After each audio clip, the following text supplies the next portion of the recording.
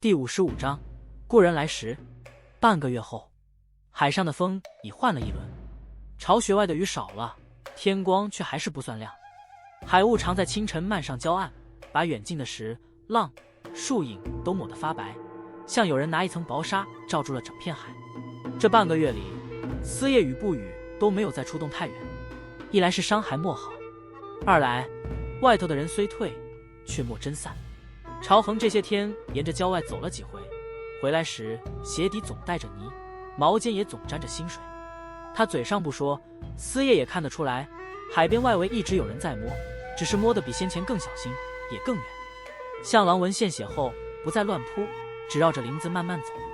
可这种情况没有持续太久，大概在7、8日前，外头那些若有若无的痕迹忽然一下少了，不是慢慢淡下去，倒像同时被人一把收走。郊外不再有新脚印，远处也不再有探看的小船，连夜里偶尔会出现在雾后的火点都跟着没了。起初朝恒还以为是自己漏看，他连着出去探了3回，从东侧裂口走到南边矮礁，又沿着回潮最急的那条石缝一路摸到外围，结果什么都没看见，没有拘金帮，也没有盐帮，像那些人先前死死咬着巢穴不放，只是一场短梦。可越是这样，朝恒心里反而越不安，因为他知道那些人不可能真就这么算了，突然消失往往比一直盯着更麻烦。思夜听完只说了一句：“不是退。”朝恒问他：“那是什么？”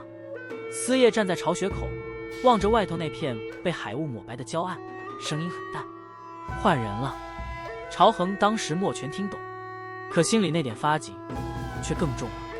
巢穴里倒是安静，安静的近乎与世隔绝，滴水声还是一样，一下一下落在石面上。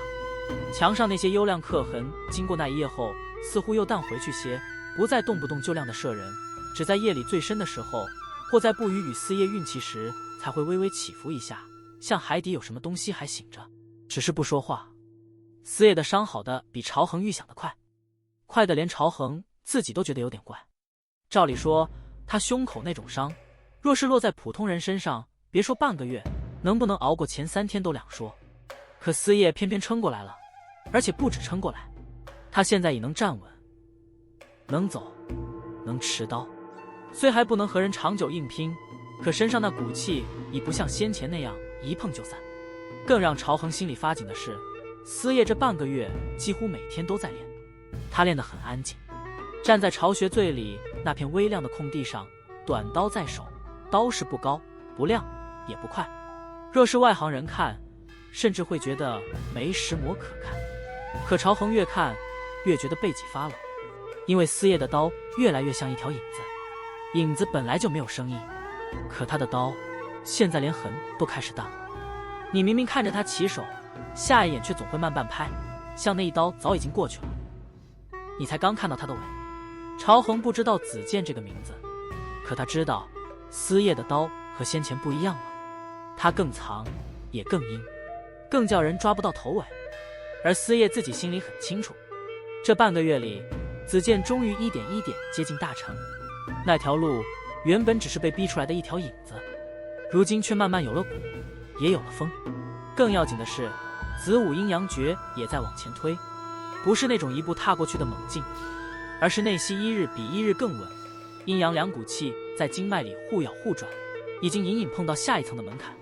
思夜自己知道，离真正跨进去已经不远了，可他这半个月里没有再去想那些虚的，不去想什么悟不悟，不去想自己是不是快了降了，他只是一次又一次的把刀递出去，递得更准一点，更轻一点，也更狠一点。因为他明白，渡衡州也好，裴金朝也好，那些人不会给他第2次用命去硬撞的机会。他若还想护住人，就只能更快、更准、更早一步，把刀送到对方最不想让他碰到的地方。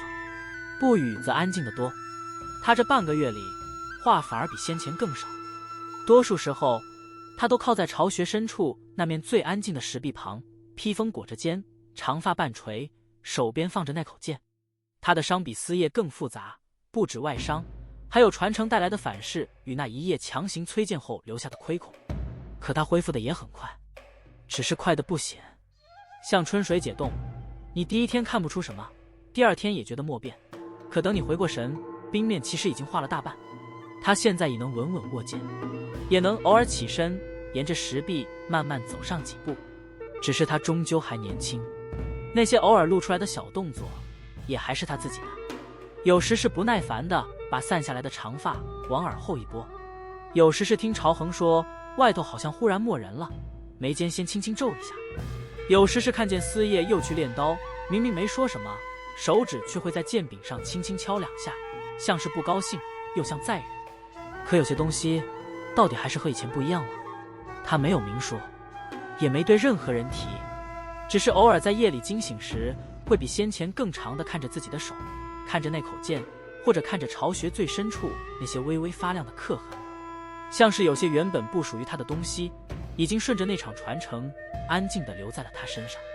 不单是武功，也不单是剑艺，还有一些关于他自己，关于他从前为石魔一直被追，又为石魔总觉得某些东西既陌生又熟悉的答案。他现在还莫全想明白，也没打算说，只是那点变化已经在他看人的眼神里慢慢露出来了。这半个月里最反常的人反倒是朝恒自己。他原本每日都会感到胸口发空，四肢发冷，像有什么东西在暗处慢慢啃他的命。可自从思夜雨不语进了巢穴，那种感觉就一日日淡了下去。虽没有完全消失，却已淡到不再叫他夜夜惊醒。他起初不敢信，后来又不得不信，因为身体不会骗人。他甚至有一次在外头守到半夜，回来时忽然发现自己竟还有余力把2桶水一口气提进洞里，连气都没喘得太急。那一瞬间，他站在洞口发呆了很久。他很清楚，这不是自己忽然变强，巢穴里确实有什么被改了，而改变的源头就在眼前这2个人身上。可他还来不及想得更深，这半个月的平静就被打破了。那天清晨，海雾很重，朝恒照例去外头看了一圈。礁石湿，风不大，海面上浮着一层淡白雾气，将远处的船影都吞成模糊一片。他顺着常走的那条礁线往外探，探到第3处裂口时，忽然停住了。那里有脚印，2个人，一深一浅。来的人不算太刻意藏，却也没真放开脚步。脚印只落在几处最不容易被浪抹平的地方，像是在告诉手动的人，我们知道你看得见。朝恒心里一沉，这种走法不像巨鲸帮，也不像岩帮。那2帮人如今只会带着刀和人一拥而上，没这份耐性。来的人不多，也不想先惊动太大。朝恒顺着脚印抬眼，很快就看见了人。雾里站着2道身影，一前一后。前头的是个女人，她立在礁石最高那块凸起上，披着一身素白外袍，衣摆被海风吹得微微掀起，底下是收得极利落的劲装。她没有打伞，也没有刻意避雾，只那魔站着便有种说不出的稳。朝恒只看了一眼，心里就先紧了。这女人很危险，她身上没露出什么杀气，可越是这样，越叫人不舒服，像整片海雾到了她身边，都会自己往旁边让开一点。他身后那个男人更叫朝恒下意识攥紧了毛。那人身量高，肩背也直，穿一身极寻常的深色长衣，外头罩着半旧披风，立在雾里不显山不露水。可朝恒只看了一眼，心里先是一惊，接着便本能地觉得怕。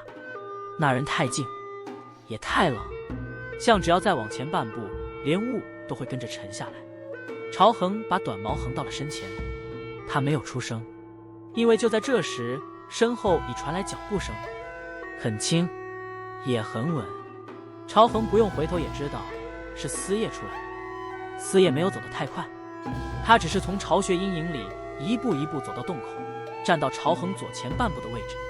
那地方并不显眼，却刚好把朝恒与洞内都护在身后。刀没有出鞘，手却已经按上去了。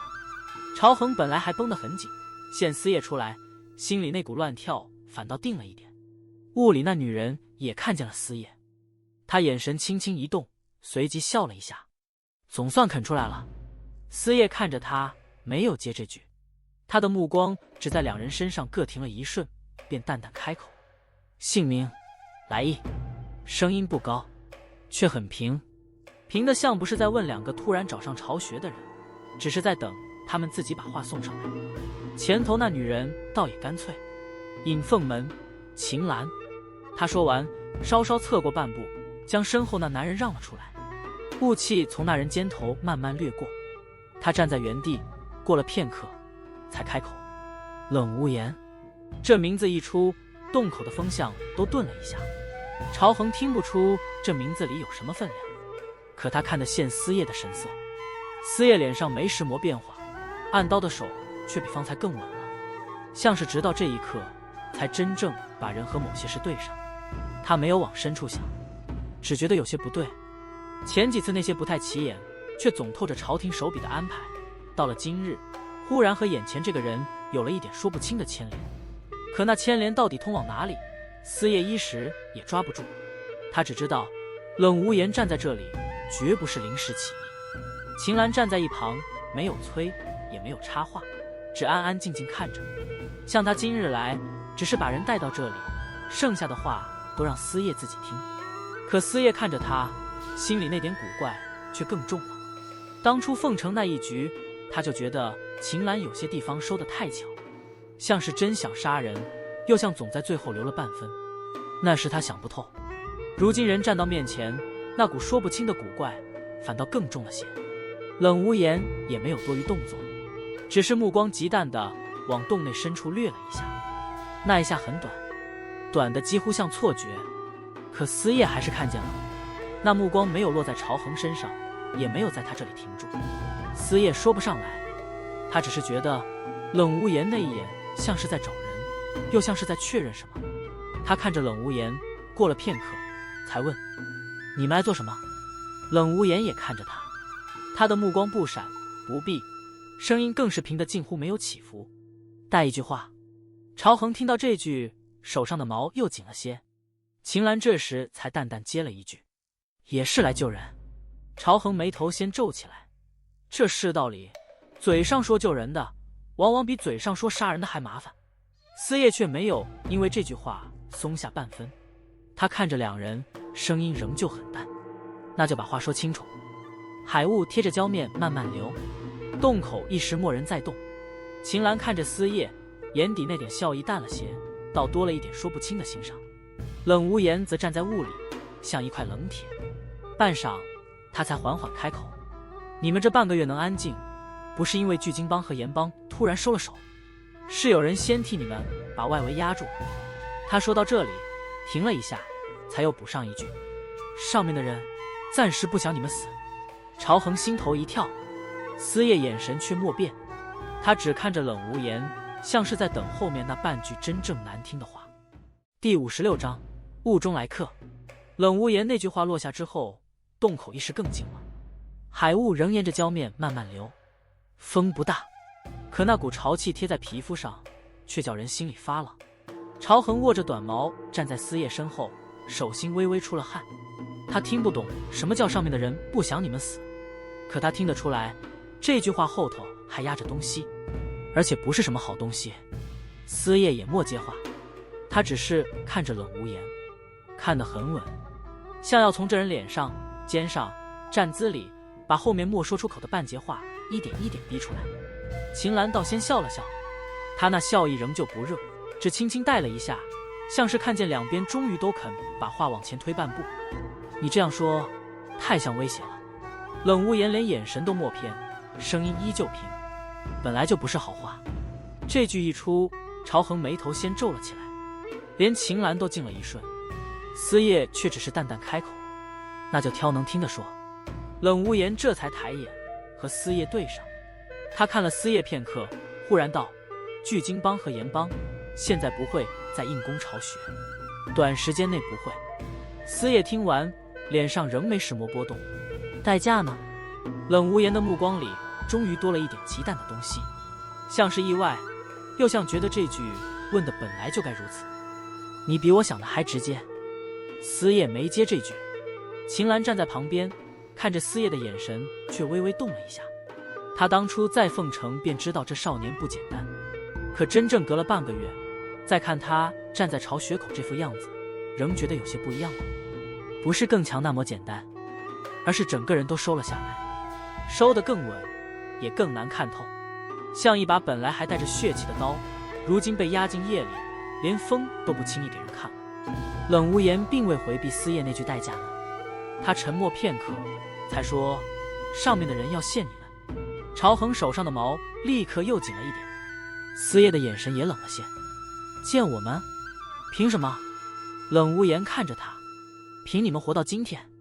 朝恒一听这句，心里先冒火，可他还没来得及开口，思夜已经先笑了一下，那笑意很淡，几乎不算笑。那就回去告诉上面的人，我们能活到今天，不是靠他。海风掠过娇面，秦岚衣角轻轻一动，他没有插话，却在心里暗暗叹了一口气。这少年果然半步都不肯让。冷无言也没有恼，他只是看着思夜，像是早就料到这句话会被原样推回来，所以我才站在这里，不是在别的地方等你们跪着去献。这话比方才更硬。朝恒听得心里直冒寒气，可怪的是，这人说话虽硬，身上却没有那种高高在上要压人的味道，像他只是在把最难听也最现实的一层皮先撕开，省得后头谁还抱着别的想法。思夜自然也听得出来，这就是他觉得冷无言古怪的地方。这人不是来讨好，也不是来示恩，可偏偏又不像来逼命。他站在这里，像一个很早就知道风会往哪里刮的人，今日只是把门推开，让里面的人自己选要不要走出去。这种人比拿刀的人更难应付。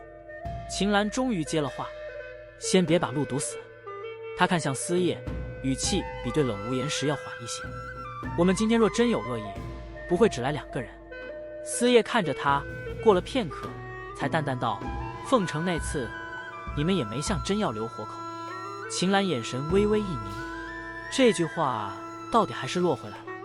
他没有立刻否认，也没有急着辩，只是看着思夜，低声道：“那时局势还没到这一步。”思夜没说信，也莫说不信。秦岚便知道这少年不会在这里给他台阶下，他索性把话挑明半寸：“我当时若真想要你们的命，你们不会走到海上。”这句话一出，朝恒心头先是一跳，思夜眼底那点冷却只沉得更深。他当然知道，正因为知道这件事，才更叫人不舒服，因为那意味着凤城那场局从一开始就不干净，有人要他们死，也有人在别人看不见的地方留了手。可留手的目的到底是什么？留到现在又想换什么？他还看不透。这时洞内忽然传来极轻的一声剑鸣，很轻，像谁的手指无意间碰过了剑鞘。洞口几人同时一静，朝恒下意识回了半下头，思夜没有回，可他知道是不语。他醒着，而且方才那些话他都听见了。秦岚的目光也往洞内深处掠去，那一瞬，他眼底极淡的晃过一点难以言明的情绪，很快便压了下去。冷无言则没有动，他只是站在原地，像在等那个本该听见的人自己走出来。果然，片刻后，洞内传来很轻的脚步声，一步，再一步。不语从巢穴更深处慢慢走了出来，他仍穿着那身半旧披风，脸色比平时白，气色显然还没真正补回来。可他走得很稳，手里也没有空着，那口剑就握在他手里，没有出鞘，却也没有离手。秦岚看见他的那一瞬，眼神终究还是变了，变得很短，也很快，像有人在他心口最深处轻轻撞了一下。